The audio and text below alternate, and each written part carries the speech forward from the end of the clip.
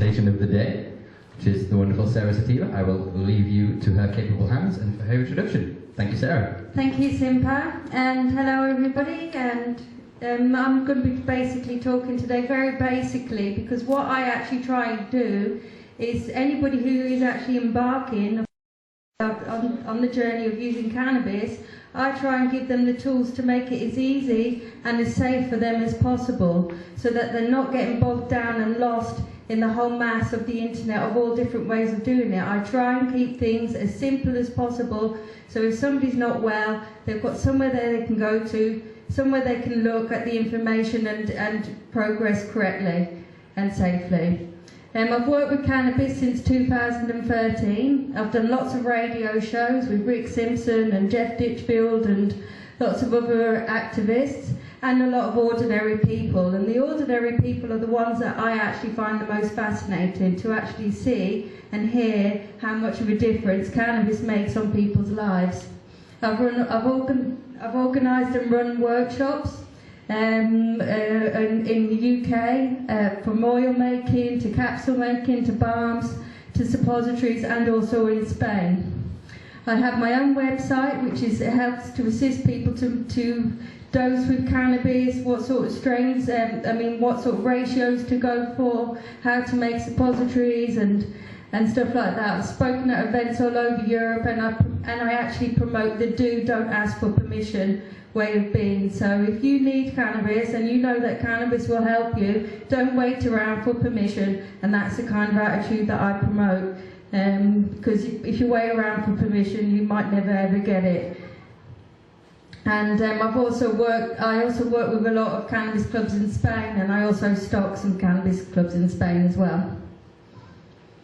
So really, humans have been using cannabis since, it's the oldest cultivated plant known to us. More so, we've cultivated it longer than any other plant, 12,000 years ago, since the Ice Age. For oil, fibre, medicine, and also as recreational, and also for religious ceremonies.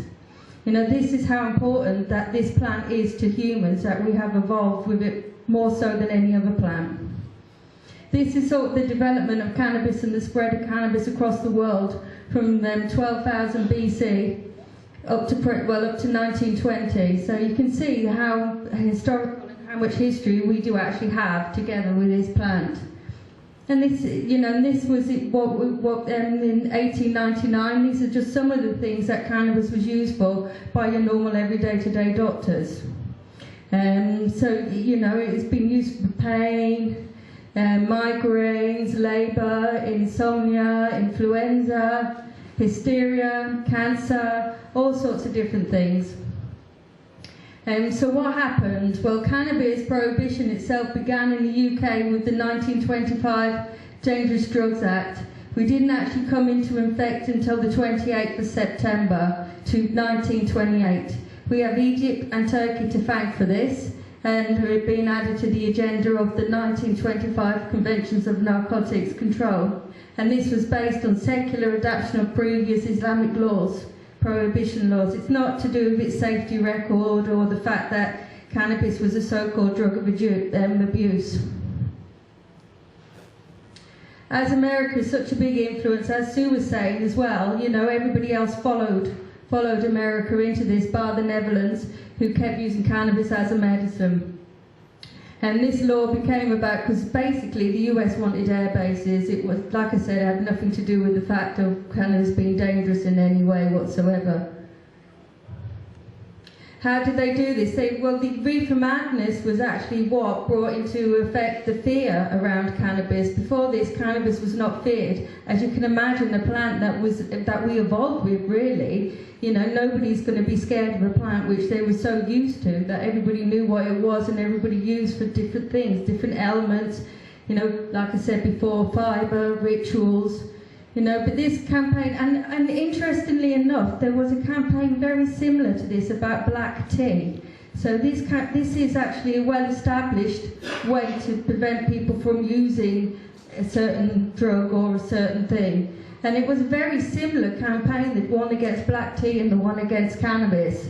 It basically was stigmatized the people that use cannabis saying you lose control, that you're likely to rape, you're likely to murder, all sorts of really, and you actually still see this in the newspapers to this day, about somebody's lost the plot and gone and killed people while high on cannabis. We do still see Reefer Madness today.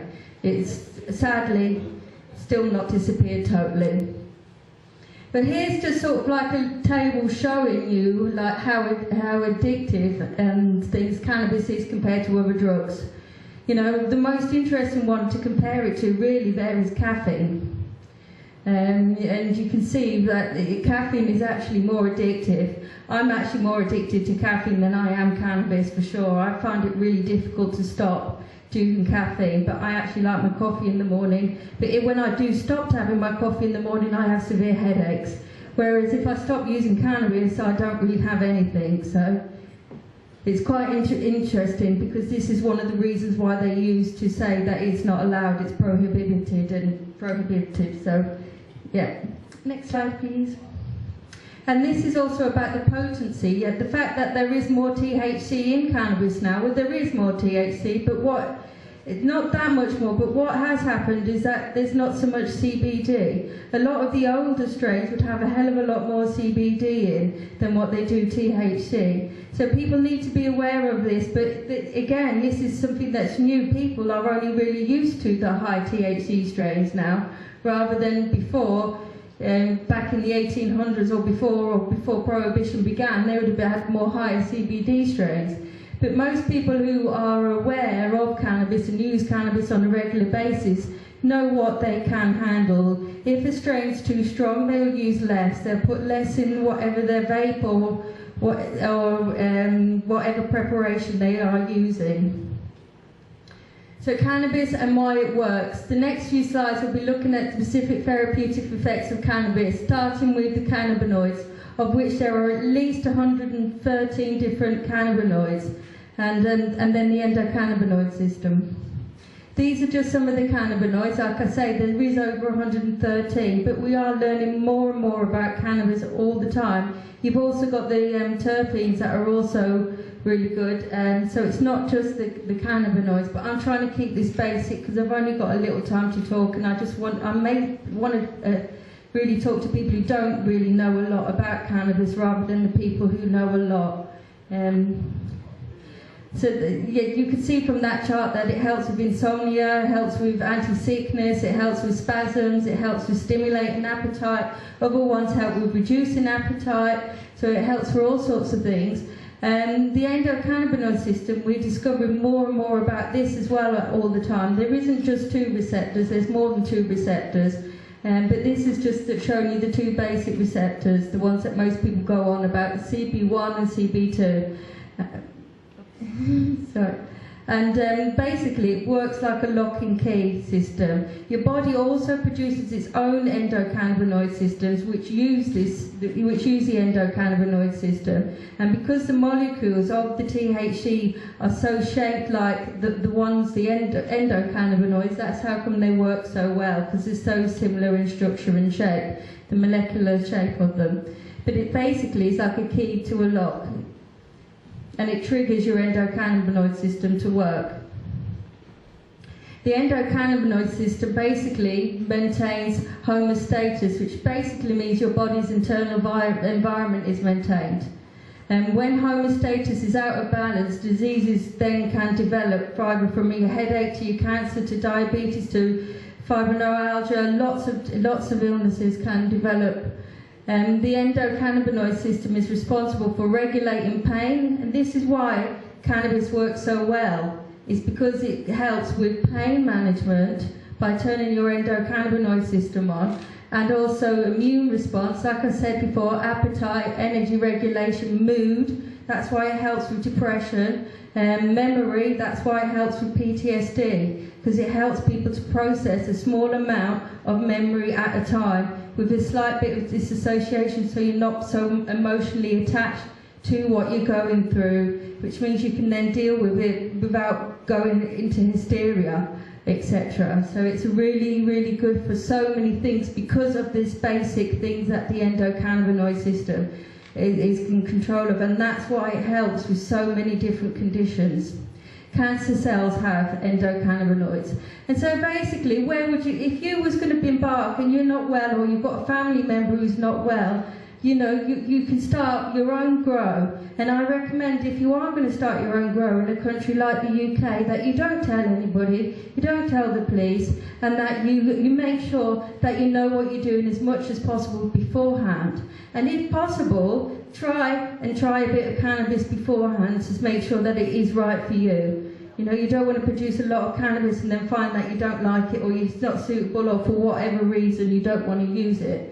So there's different ways. You can start by buying seeds, which come as a regular or feminized. Feminized basically means that all your plants will be female if they are good quality seeds. And basically the female plant is what has the bud, and that is what you want. And so you want to really go, if you're not experienced, you want to go for feminized seeds. Another way of starting is from cuttings. And this way, it doesn't really matter what sex. I mean, you know what sex it is, so it's not about feminized. You just take it off a mother plant, which is called a mother plant, which is a big plant that or any size really. You basically take cuttings off it, and it's genetically identical. So if you find something, when you're further down the road, that is working for you, a plant that works for you, a strain that works for you, cuttings are a great way forward. They're a quick way forward as well, rather than waiting for the seeds to crack, waiting for, you know, and developing it from there. And also, like I say, it's genetically identical. And you basically want to make sure you have a nice little root system on your cuttings. This plant here is what it's actually called the Max Cannon strain, and it was named by his wife. This strain was developed in Spain, in the region where I live, and it's pretty resistant to fungus and powder mildew and all sorts of things, and it grows really nicely. And as you can see, this is it again, and it's basically like a 1-to-1, this strain. It's slightly more than 1-to-1. It's more like a 1.5-to-1 CBD to THC. And it's a beautiful plant. So once you've got your plant growing and that, you want to make sure that it's ready. And when it's ready, you can have a look with a microscope. This is me with a microscope, looking at the buds to see when the plant's ready. And what I'm actually looking at is the trichomes. Okay, and then what you want is amber trichomes. When you're at amber, that's when it's ready to crop. Because the trichomes have basically got most of the cannabinoids in them. So really, that's what you're wanting to produce. And terpenes, there's loads of beautiful terpenes. So this one here is my dog. And once your plant's ready, you obviously cut it up.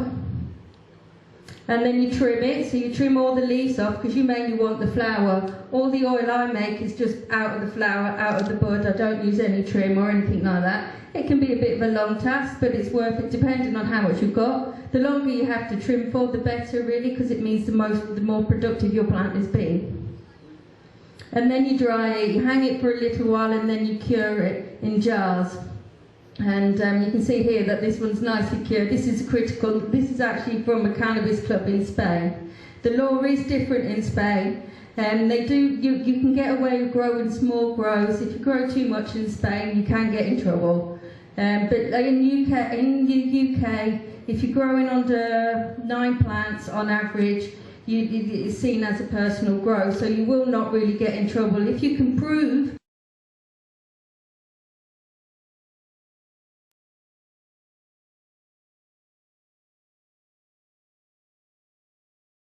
to what was once available, it's a lot better. Or you can fight it in court, and I do know a lot of people that fight these things in courts, and then eventually they get left alone as well because it costs them too much money to keep putting somebody through court.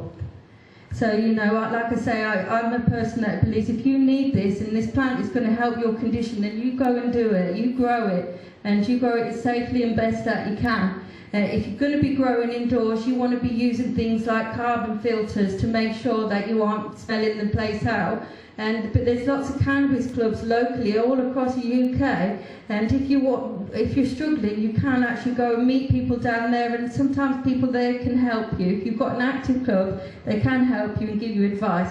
Or you can contact me. I'm Sarah Sativa on my page on Facebook, and I'll help you as much as I can. I'm also going to be doing a lot more videos over the next year, showing people a lot more of information about how to do this.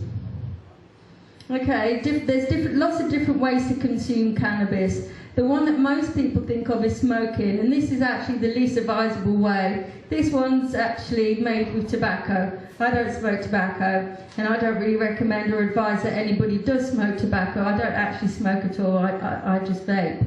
But this is what most people think of, and I think this is sat on the beach in Benidorm, this one, but this is what most people actually think of when they think of cannabis and the consumption. But really, medicinally, medically, I wouldn't really recommend that you do smoke cannabis. This one is my vaporizer, and I've got a picture there of, that's weed, obviously, and then you've got like a concentrate, which is something like a shatter or a wax or a live resin. These ones are specifically, they're a lot stronger. They're from anything between 70 to 80% THC, depending on CBD variable. So you do have to be aware that this is a hell of a lot stronger than your weed. Your weed is roughly anything between, like say, 12 to 20 to 23%. So, you know, depending again, some strains are a lot more CBD. So, you know, if you are vaping, to find the right level that you need, if you're in pain, it's recommended when you first start to just take a little bit, wait a while, wait 10 minutes, and then try another little bit, and then wait again 10 minutes, and then another 10 minutes to just find what works for you without going too over the top and ending up totally off your head. Because not everybody, most people that I come into contact with don't want to get high. They don't want to get off their head. They just want to get the medicinal benefits. But if you do that staggered way to find your dosing, you cut your dose in half if you're going to do it all in one go. So if you found that 4 puffs of your vaporizer helped, then you would need 2, because you've got that 10-minute staggered. So, you know, there is ways of doing it so that you're not too high. There is ways of getting around that. And also, if you use a strain like the Max Cannon one, which has so much CBD in it, it's not available, by the way, that strain. But if you did use like a 1-to-1 strain, and there's so many people that do 1-to-1 strains now, then a lot of that, you know, a lot of the high, or if you get too anxious, can be got rid of. And you know, vaping is a really fast way to get at it. So if you're in a lot of pain or you're having spasms like somebody with MS, and then vaping is actually one of the best ways, or dabbing is another way, which is use a dabbing rig. But it's probably, if you're just starting, you're probably better off with a vape than a dab, just while you get used to it. And then take the next step, and then the next step. You know, just get comfortable with what you're doing, get happy and feeling like, yeah, I'm okay with that, I'm all right with that dose, I'm happy with this, and then you can move yourself forward. You know, I've met so many people who put themselves off by going too fast, and really you don't want to be put off. You want to use this properly as a medicine.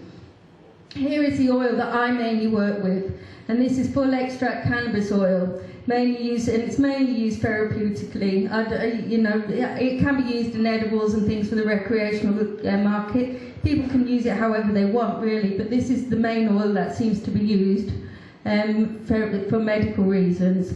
And this is extracted using a solvent. And again, it's a highly concentrated form, and can vary greatly in the amount of THC. You can have like 35% THC, 35% CBD for a 1-to-1 oil, or you can have 60% THC, 2.9% CBD. I've made oil before which is 84% THC, and I can't remember what it was, CBD. But so you can see there's such a massive difference again in the amount and the strength of your oils, and this is something, as somebody who's just starting, needs to be very, very aware of. So this is like what's mainly used with cancer, and I work with a lot of people with cancer. I mainly work with people with cancer. So, you know, you've got to be careful, and, you know, you start low and you titrate up. So I'm going to basically go through the best ways of using it. So this is a dropper bottle, and I actually start most people off on a dropper bottle now, just because, you know, if you've got an 84, even my 84% oil in a dropper bottle diluted to a 10% oil, I've had somebody not be able to move out of a chair for 4 hours. You know, so you do have to be sort of careful when you are introducing people, you know, so this can be took sublingually as well, and when it's took sublingually, it goes into your blood system and it doesn't go straight to the liver. Once the THC goes through the liver, it goes stronger basically. So this way is a really good way, especially with a one-to-one oil, and I keep going on about one-to-one oils, but if you are new and you're not well and you're already feeling anxious, then to take a high THC oil can just push people a bit into a really not very nice experience. Especially if people don't know what's happening to them. You know, it's all very well for hardened cannabis users to say, oh, well, why are they freaking out? But you're not lying there nearly dying of cancer or other ailments and all of a sudden taking a massive high dose of THC for the first time in your entire life. You know, it's scary for a lot of people, so that is why something like this is a very good way to start, because at least then, you know, well, one drop, I'm okay on that, I'm not overly sensitive, you know, this is suitable for me, I feel confident enough after 5 days to take the next step, to do a few more drops and a few more drops, and again, you learn how you are with it. And I also find as well, not everybody needs a lot. I've got some people that use just one drop of this at night and they're asleep, you know? So why take so much, why take more if you don't need to, you know? If you've not got a lot of money or whatever, you know, why take more if you don't need to? Okay, capsules are another good way of dosing very easily. You know, 1 gram basically makes 110 mg capsules, and again, that's another nice low dose. But if you go in and you need a large amount, you find that you need 50 mg, then a capsule's a really good way of doing it. All my capsules that I actually personally use are enteric, so that they go into the small intestine and they aren't broken down by the stomach acids. So this is something that you've got to bear in mind. And plus, taking it this way is where it goes through the liver, and so it seems it's a lot stronger. And also, if you're using high dosages of THC a lot, your endocannabinoid receptors, you get less and less of them in your body because your system is regulating itself. So really, that's why I try and keep people down to the low doses and build up slowly, and also have tolerance breaks, because you don't want to do that. You want to be able to keep your receptors up and running and going. You don't really want to not have any of them anymore, or not have so many. And another thing, which I haven't put the slide up, is suppositories. And there's a lot of controversy as to whether suppositories work or not, but in my experience of doing this for all the time that I have, they do work. They might not be quite as bioavailable, but they do work. I've had people who I know they work. From anecdotal evidence, they do work. And I wonder, I've got a few theories and hypotheses as to why this is. But that's another good way. I've recently just had somebody with breast cancer using suppositories, and she's got just had the all clear. She had 2 different types of breast cancer. One was hormonal driven and one wasn't. But we went for a 2-to-1 oil for the reason that she had the hormonal one. She's not experienced with cannabis, so her endocrine system, which is basically what is responsible for your hormones, reacts and responds a lot more to THC if you have never used cannabis before. If you're a hardened cannabis user, or you've been using cannabis on and off all your life, it doesn't affect your endocrine system to the same way. So balms are another great way. I've got a lot of people that use balms, like older ladies and things who don't want to get high, who are just a bit apprehensive about cannabis. You give them a balm and they're like, oh, all right then, I'll try that. The THC doesn't really go into the blood, So, you know, you can pass drug tests as well. So if you are tested at work, you could try a balm on your arthritis or your cirrhosis or your eczema or your muscle pain. So it's a really good way of getting cannabis on an injured part or a damaged part or where it's needed. This is just an example of a test certificate. Callie also mentioned it, and it is important to have test certificates as and where possible. If you are going to go out and purchase cannabis, then you should ask the provider to see if you can see a test certificate. This is just an average kind of oil. You can see it's like 62% active cannabis.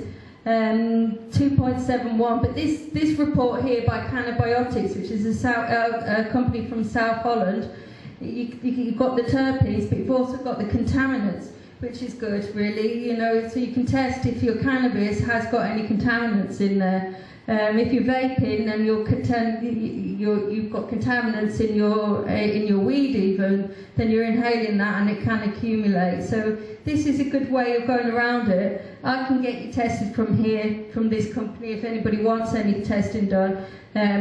So yeah, it is all doable by knowing the right people, and other people can get cannabinoid tests for you done for free as well. And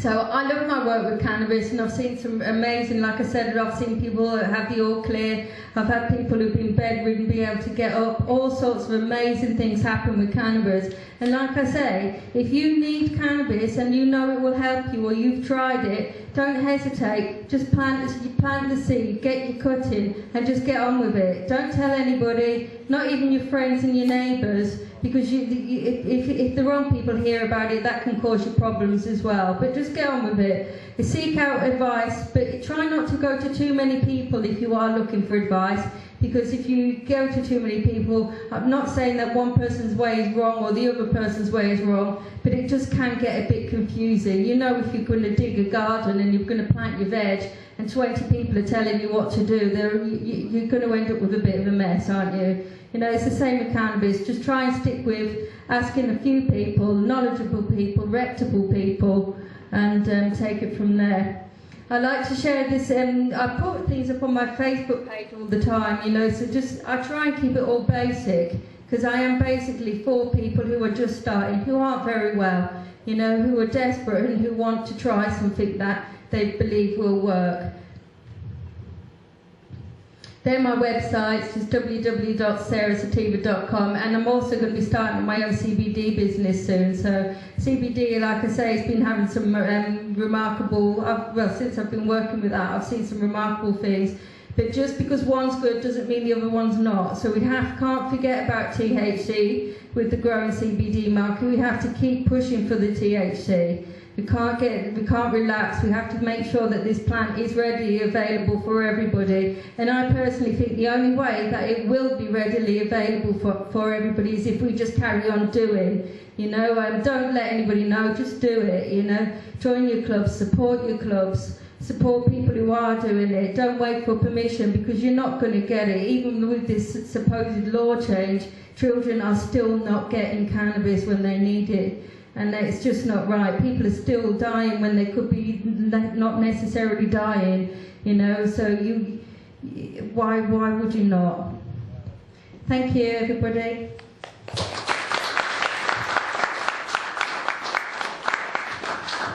Thank you very much. Once again, ladies and gentlemen, Sarah Sativa. We're just going to go get our panellists. What we're doing next is a parents panellist. So these are women and gentlemen, parents, that are trying to get access for their children to cannabis. We deliberately chose these panellists because they are willing to break the law. They are actively treating their children regardless of the arbitrary nature of our legislation. So if you'll give me 2 minutes, I'll go get our guests and we'll be right back.